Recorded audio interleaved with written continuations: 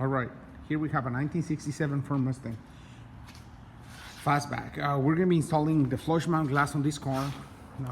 The glass does not fit perfectly, so we're having to do a lot of body work into the car to be able to make it fit, make it look right. Otherwise, you will have a big gap on either side of the glass, so we're having to work around that.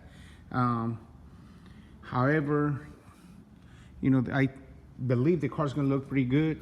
This car is pretty neat. It's got 20 by 12 wheels on the back, 6 piston calipers all the way around. It's got a Coyote engine in it, all leather interior.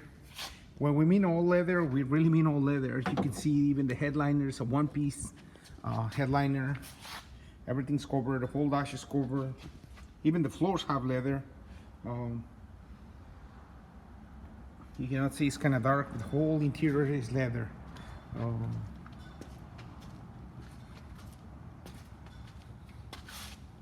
It's a custom car.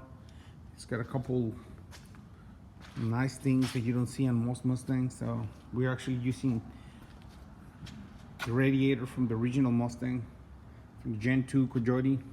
We got ABS electric power brake booster. It's an electric brake.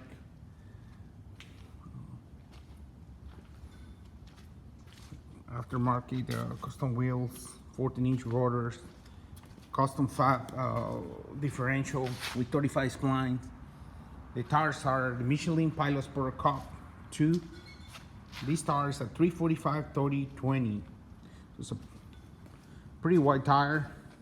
It's not the widest, but I mean, it's a pretty nice tire. I think there's not very many cars that have this kind of tire on the back.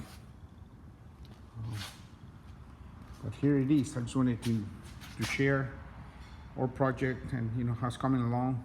So we're gonna be focusing on installing the faceless glass. We'll keep you posted. We'll let you know how it looks once we get it done.